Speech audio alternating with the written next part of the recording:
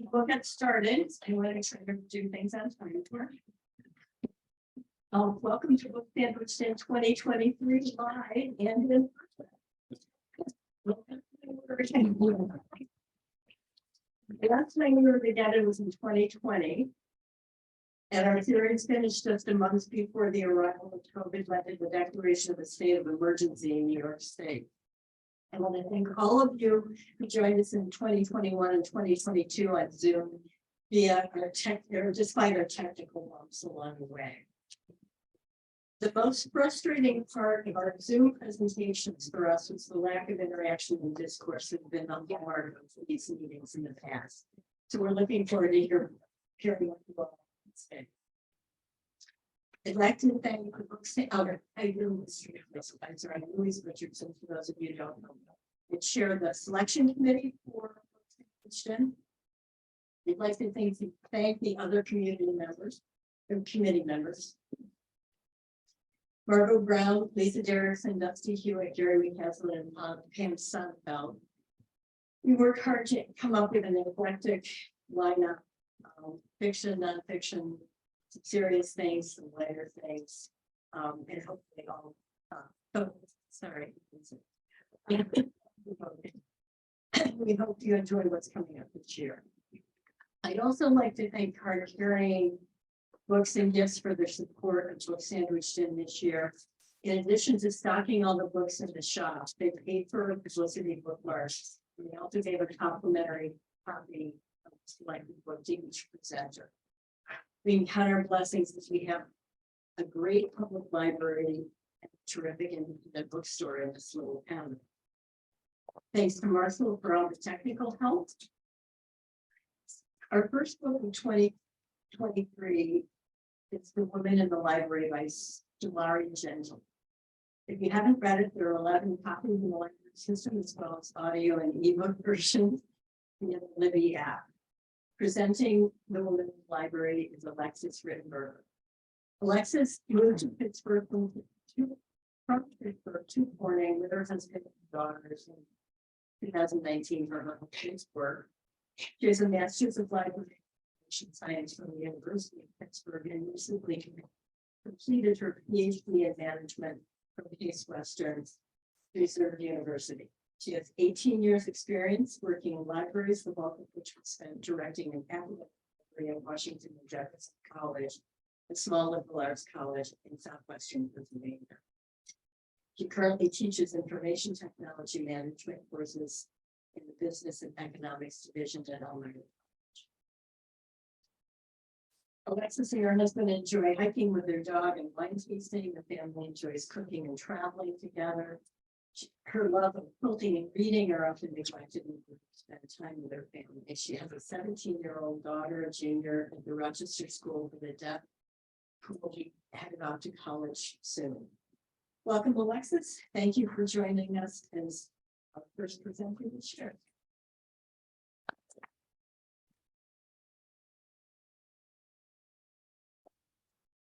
Excited to be here.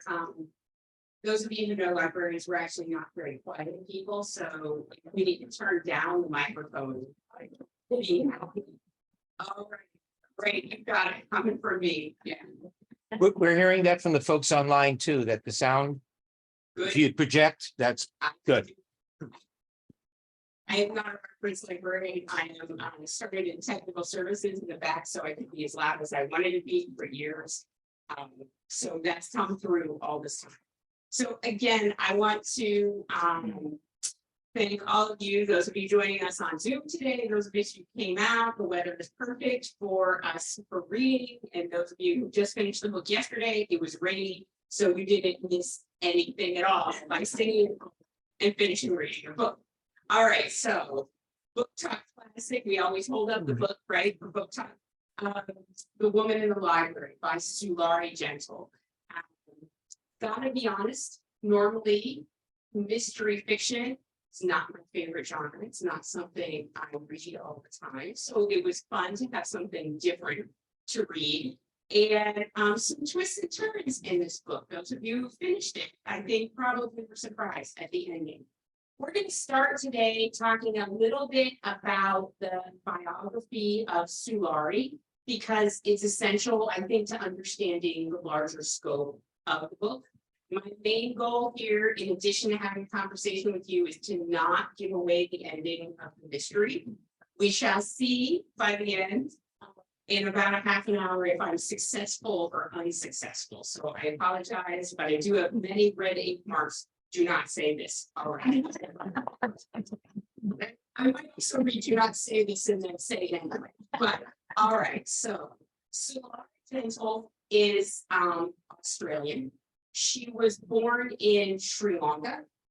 She learned to speak English in Zambia and grew up in Brisbane. So these are important details. I trust you, they will come back out in the story. She went to university intending to study astrophysics and a degree in law. And somehow graduated with a law degree and worked in corporate contracts. And those of you who worked in corporate contracts, I don't know the exact connection between corporate contract and mystery fiction, but I can imagine that a corporate contract might lead you to want to live in mystery fiction. So she did those two things for a little while and quit her job at the law firm. She moved to a farm in New South Wales at the foothills of the Snowy Mountains and now raises miniature cattle, farms French black truffles, and writes mystery fiction. So there's an aspiration for all of us here, I think, right? Interesting to note is that in 2020, during the fires in Australia, she had to leave her home, and her husband and her son stayed behind. They are members of the volunteer fire department there and helped protect her home and her community. Much of the land that she owns was her, but the home remains. So I'll get into the specifics of those in a minute and how those connect to the story if you haven't read the story. She's also the author of the Roland St. Clair mystery series, which is a historical mystery series placed in the 1930s. So if you like this textbook, you can tell I'm teaching. If you like this book, this is a standalone, but she does have a series of historical fiction and revolves there. So getting into the story. What I found really interesting about this story is that it is a frame story, a story within a story. So we have two different plots at the same time in this book. And the most common thing, I think everybody has probably seen the Princess Bride, his film, Princess Bride. So this book is set up in exactly the same way, right? We start the book with Dear Hannah. And how many of you were like, who's Dear Hannah? Who are we talking about? And then you go back to the front, like, no, that was the beginning, right? So we're going to break it up into two plots and talk about the two plots. And then look at the similarities between the plots. So first of all, we have this letter writing. And the letter writing is primarily from Leo Johnson. Leo Johnson is in Boston. He is a self-identified loyal fan of Hannah. And Hannah is a famous author who lives in where? Australia, right? Hannah is a famous author who lives in Australia who is writing a mystery. And Leo Johnson is a big fan. He loves her. He can't wait to read some of her work. So throughout the book, Hannah is emailing Leo chapters of the book. Those are what we read. So those become our second plot. Plot one, back to Leo Johnson, is Hannah's informant. Right? So he is providing her maps. He is providing her information about the city of Boston and helping her understand our language of English in the United States. So there is one point in the book where characters in plot two say they went down the bench, right? And I thought, what's a bench? Well, luckily Leo's there to tell me a bench is a counter. So he becomes an editor of sorts for Hannah. And every chapter ends with a letter of Leo saying, oh, these are all the things you don't know about the United States, basically. What we do find out about Leo is he's also potentially very dangerous, and he is a potential killer. But he continues, right? I know, who knew you saw that coming? If you got to page 130, you found out he is potentially a very, very dangerous man. We'll get a letter from the FBI to Hannah. So again, we don't have any actual writings from Hannah except the book chapters. Leo goes into much detail in terms of the COVID pandemic. He talks about the race riots in the United States because of the George Floyd. He comments on the 2020 fires in Australia.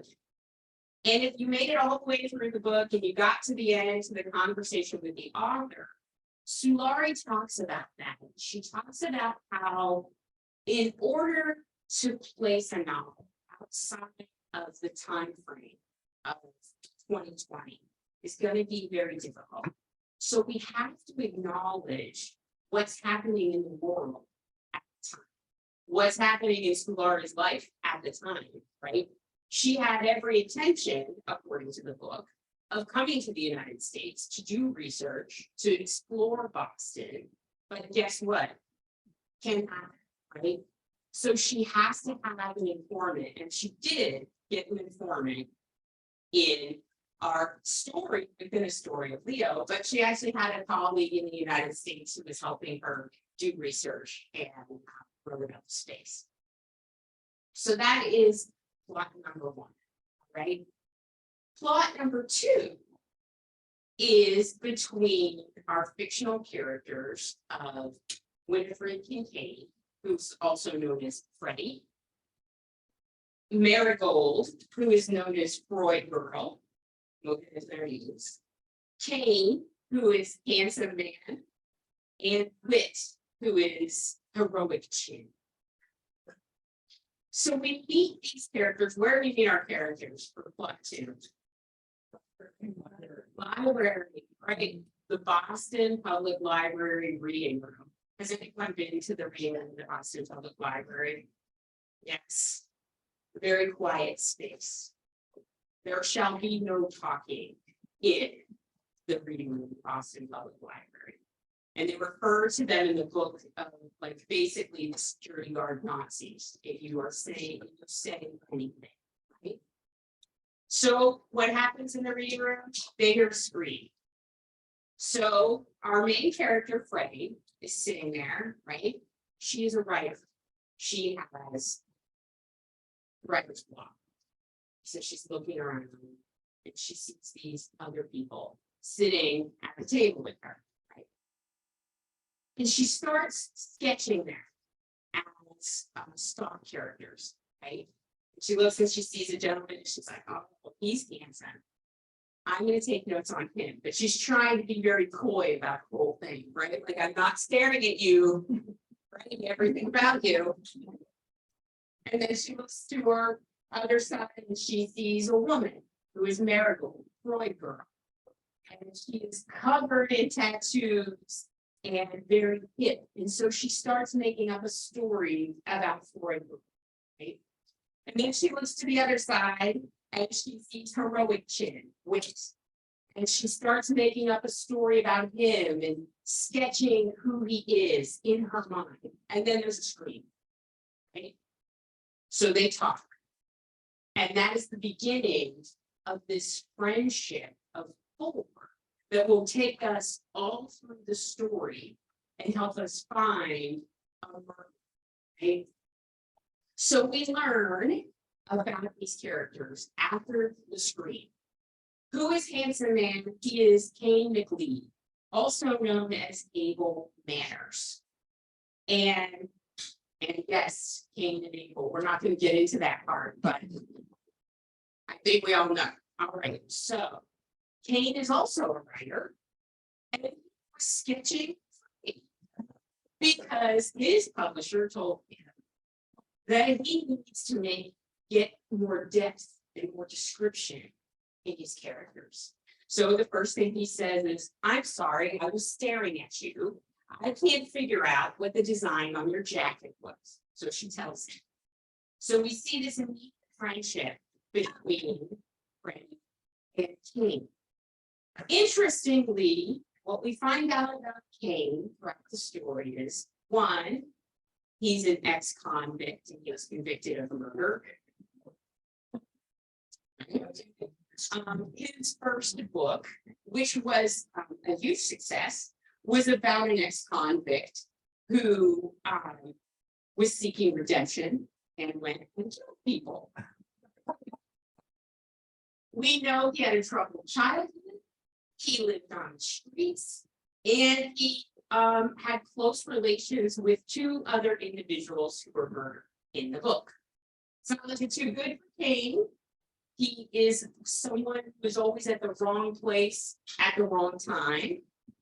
He loses his telephone, and that phone is then used to terrorize other individuals in the group. So he is, in the book, throughout the book, the prime suspect of the police. And they're using that based on his history as a convicted murderer, which I can understand to some extent, and this fictional book that he writes. If we move down the line to Marigold, who is Marigold? She's a Freud girl. She is studying psychology, ironically, at Harvard. And when Freddie is sketching her and she's looking at her, she says on page 4, the story of her life is etched on her skin. She's like a walking book. So immediately, as soon as we meet Marigold, we expect to know everything about her by the way she looks. We learn about Marigold that she gets a little bit like a stalker, unfortunately. So she follows people around, and she goes to their house and she calls them very frequently, and she gets upset when other people in the group of 4 go do something and she's not invited. So that's not very good when we think about who might be a killer, stalkers, or sometimes. So that's one issue. The last character that we meet in the reading room of the Boston Public Library is Heroic Chin, Whit Nevers. He is a law student whose goal is to flunk out of law school because his parents have a law firm. He's not interested in the family business. He has another professional goal, and we don't find out his professional goal till later on in the story. We also see Whit as he's a playboy. He likes to flirt with the ladies, and he's proud of how beautiful he is and wants everyone to know he's beautiful. He was a very close colleague to Caroline Palfrey, who we later find was murdered in the Boston Public Library. And his mother was Kane's lawyer, and Kane went to jail. So we see a connection, not possibly a good one, of Kane seeking the potential of redemption from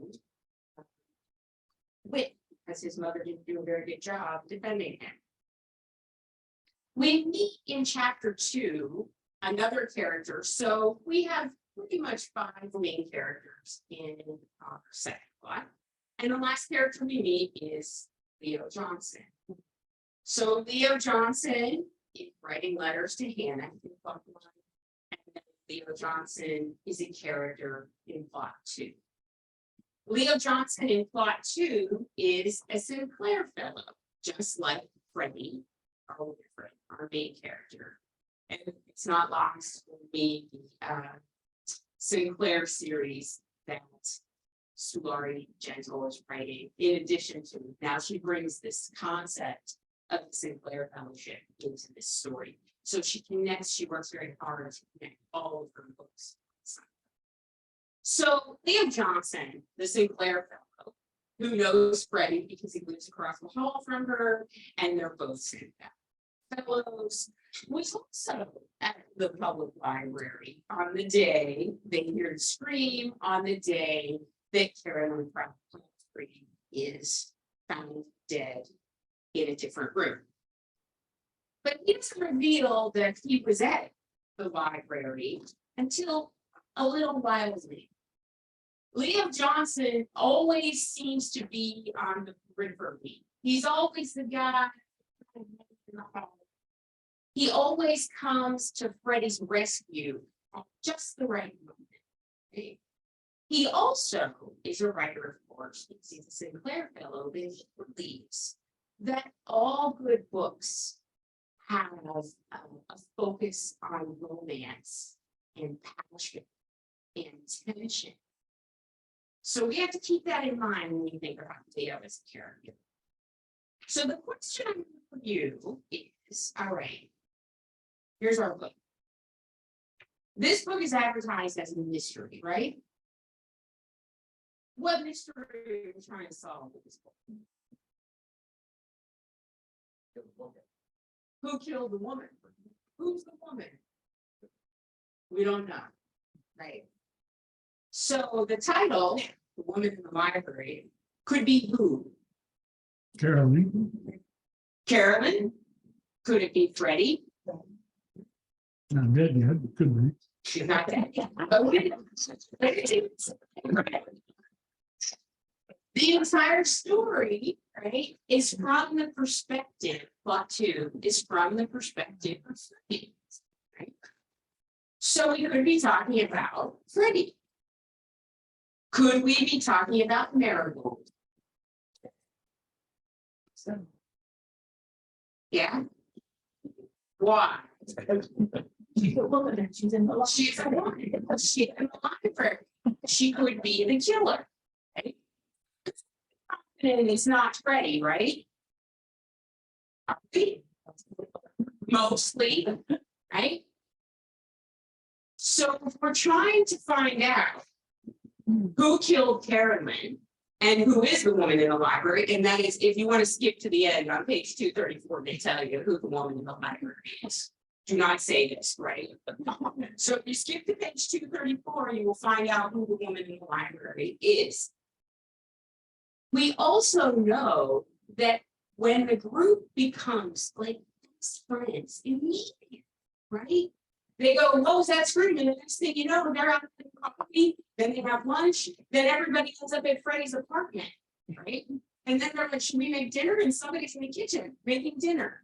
So this is a group of people who literally within hours are sharing phone numbers, hanging out at each other's houses, and then they separate.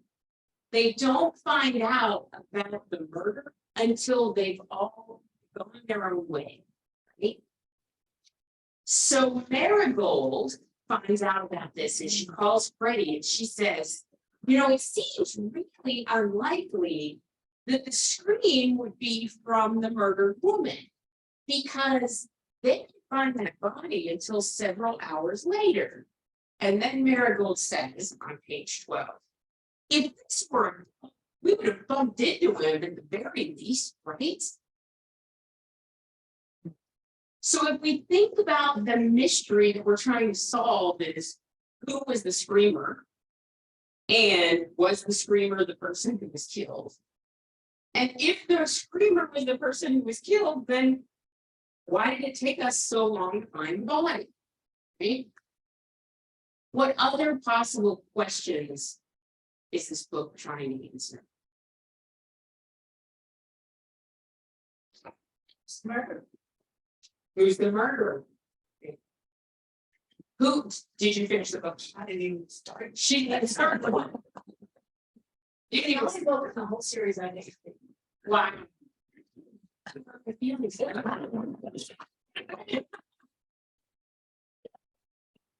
So who's the murderer?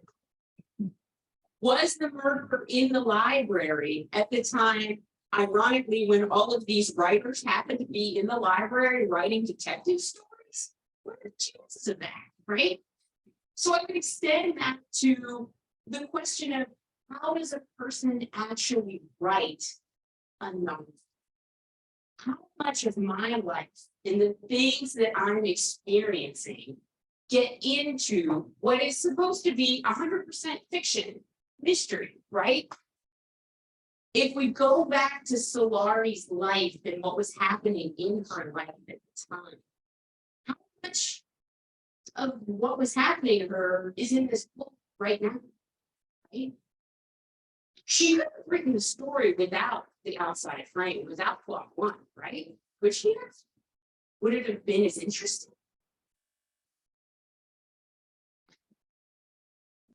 Did anybody find the letters kind of annoying? Yeah, no, me too. What's this dude doing? Yeah, but yeah, where did he come from? You know, it's what is he so humble, then he becomes suspicious of. Yeah, Yeah. yeah. You read history first, like where what's this meaning? It's annoying. Right, Until was- I realize partly through, yeah. right. It was annoying. It was like, you know, why do I have to care about the COVID-19 pandemic? What does that have to do with this story, right?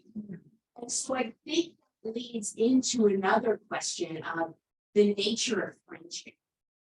And what is the nature of friendship? What was plot one? What was Hannah getting from friendship with Leo the Creep, right?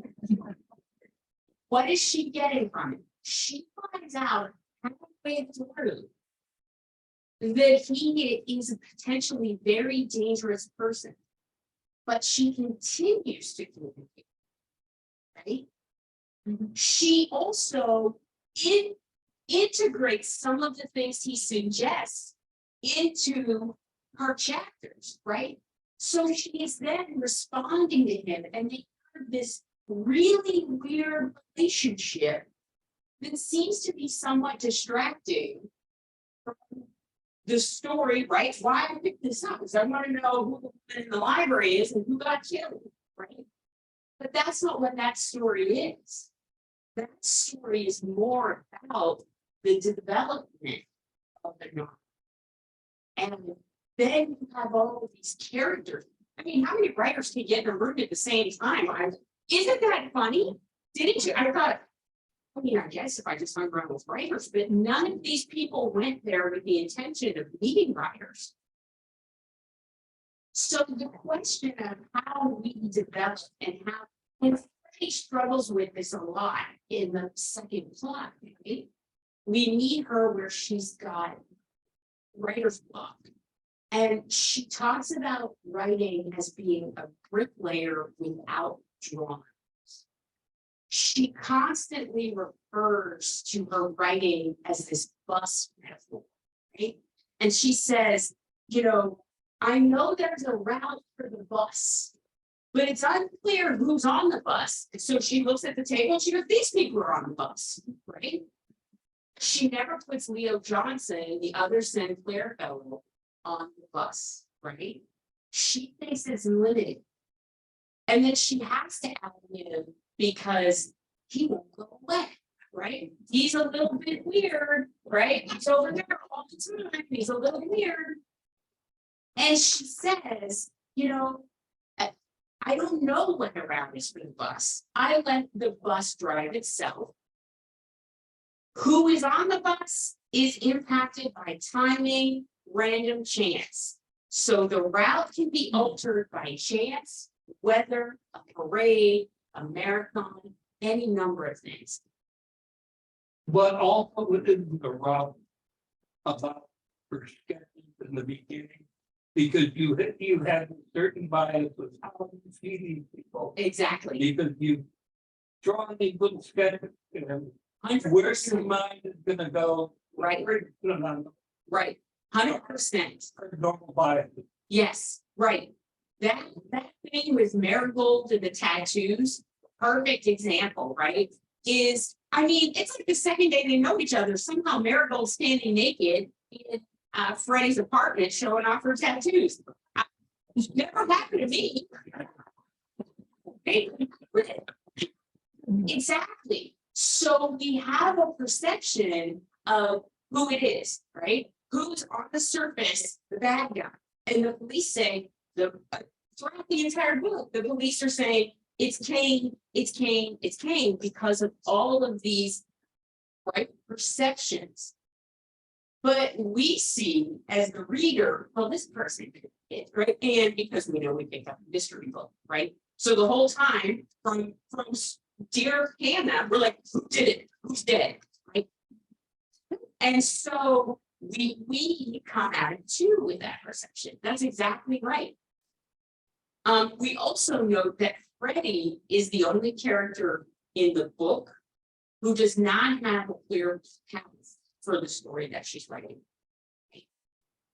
Kane and Leo Johnson both map out detective style, sticky notes and string and stuff, right? Freddie's the only one who rides the bus. And they understand that metaphor, but they're both like, no, I can't write like that. If we think about the first novel of Freddie and the first novel of Kane, they're both very fine. And Freddie asked the question, she said, maybe that's the only thing I've got in me, because I can only write what's happening in my life. And I can't write a mystery if it's not happening to me. I think, again, we talked about friendship and that question of friendship. What are you willing to do for someone big routine is a friend? And how do you find someone who is a friend? So those are, in my opinion, some really good questions that you think, okay, we're just gonna have a really light street. We've done it, finish it in an hour. Do you have other questions for me or things that you brought? Yeah. Not a question for you. As a presenter, you probably wonder. Was I allowed to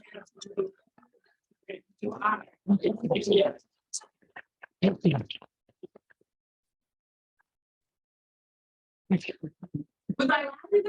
Oh, Do I have anybody on Zoom who needs assistance or has questions?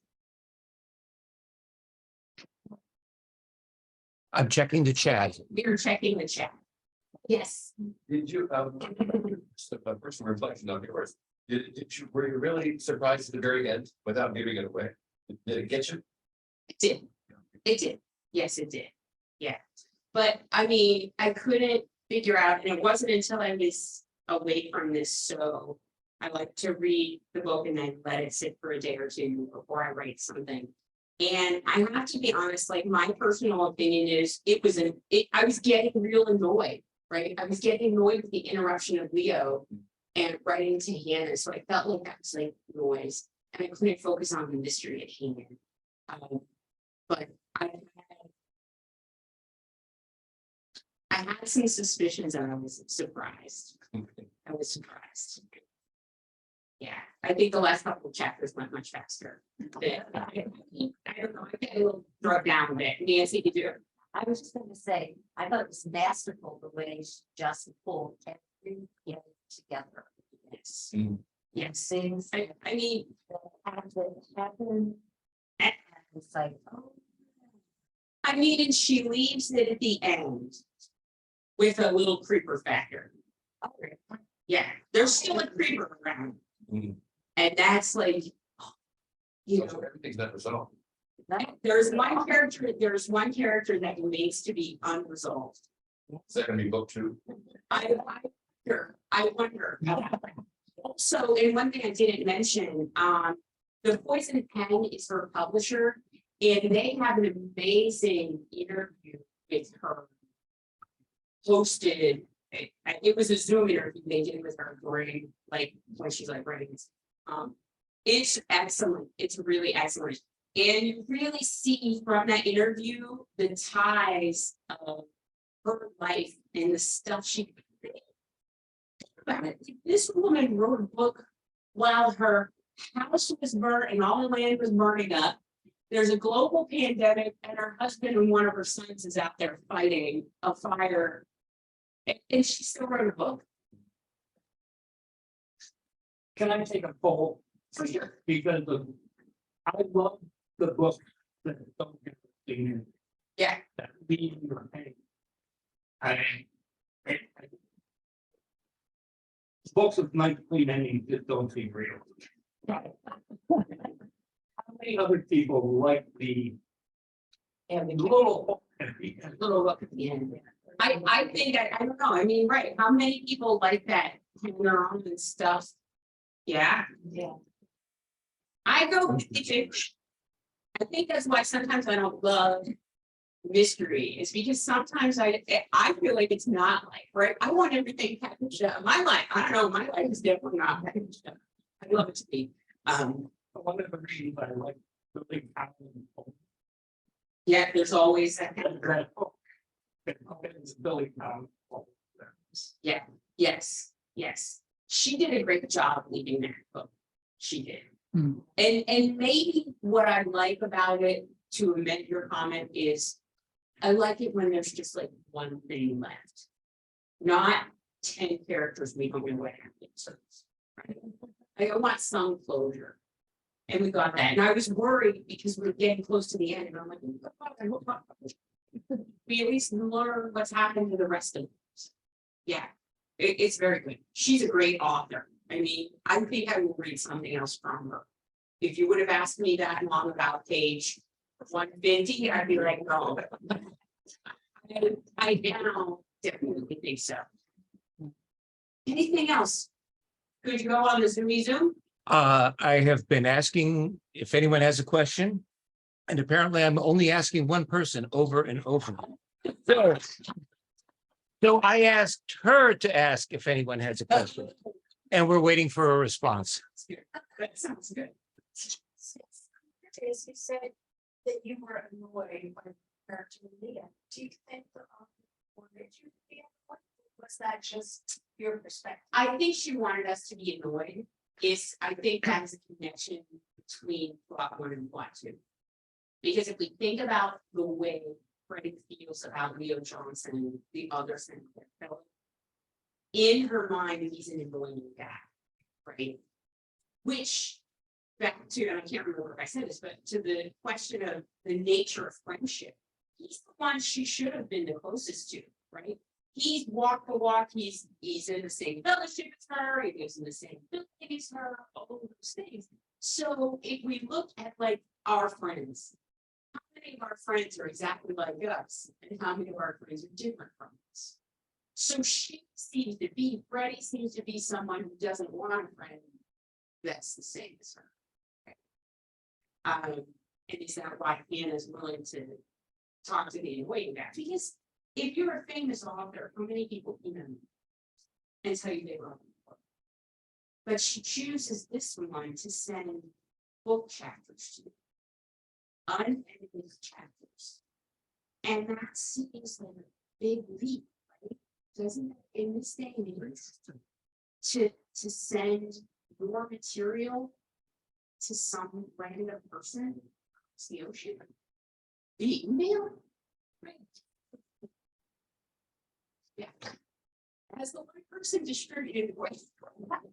They have asked the question. I have not seen any replies. But now that everybody out there has seen you, you might get questions in Wegmans. Because if they can't get through to me here, Also for the dog park. the dog, okay, those at home take note. I go there quite a bit. I just want to say, I love author's notes at the end. Oh, I do too. They Was Yes, they were really fabulous, and a lot of, don't read the author's notes before you finish the book. I think really excellent. yeah, sometimes do. I love author's notes. Yeah, see, I never want myself to. I also require myself to always finish a book I started. Don't you think you said how should she write this book when all of these things were happening outside of her life? Don't you think it was cathartic for her to write something in such a fascinating manner? It definitely was a distraction from Yes. her house burning down and other things that happen that normally would have such things, but Yeah. this way she has something to look forward to. Yes. Yes. more complicated she made it, the more it's. Right, right. I think that's a really good point. I think that's a good point. And I wonder if that's the reason why I want to read something else she wrote to see if that's an anomaly for this particular book. Because she also, if you go to her website, the last post she had was, I think, before the pandemic or immediately after. She hasn't posted anything for at least like 2 years on her website, but she has public things, obviously. So yeah, that's kind of why I'm interested in her now as an author, because I want to know that question, what's the nature of writing a novel? Is she always doing that? You know, and she specifically commented on like writing the Roland St. Clair series. How do you write a mystery series in the 1930s in a void or ignore completely the political nature of the world at that time? You can't. But the purpose of that story is not that.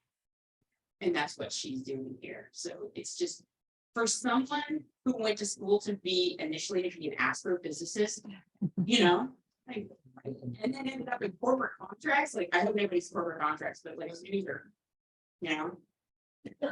Are you? Okay.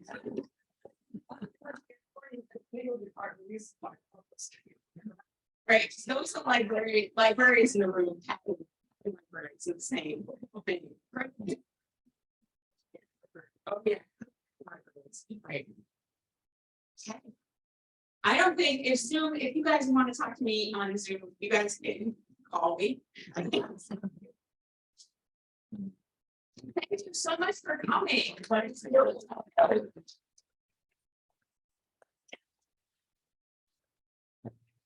Well, we're off to a great start. Thank you, Alexis, and A+ on the community interaction discourse piece. You did that very well. Let's get more people here next time. Tell your friends, remind people if you're on social media, share Marshall's Facebook post about the next session. The next book is called Lady Justice, which will be presented by Michaela Rossetti Ema, who is a woman, a lawyer, and she's doing something at Cornell. Yeah, anyway, I'll tell you more about it. Anyway, I think she'll be terrific. It'll be a departure from this week. But I think should be a great discussion. So thanks again for coming, and hope to see you next. Just a quick note, next week after Book Sandwiched In is the annual meeting of the Friends of the Library. We need a quorum, so please come. We'll be approving the budget and electing some new board members, as well as State of the Union, State of the Library board meeting. Yeah, and I think probably all of you know the Friends are really important to our library. The book sales and this program and other things that they do. They give us a nice chunk of money for the budget every year and help us make our library a stellar library. Will you give us an update on the renovation of the library? Sweet, a little bit.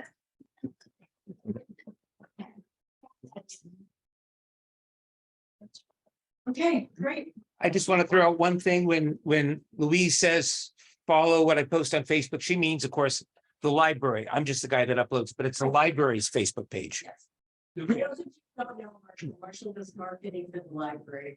So if you're not seeing the library posts, you can go to their page and scroll down and find the notices. One that talks about the whole series on the individual ones. Aaron's way today. Sure. Yes. Barry, can you get the rack out? And, yeah, it would be great if so if you can. Yeah. And live. Okay, that would be great. Thank you very much.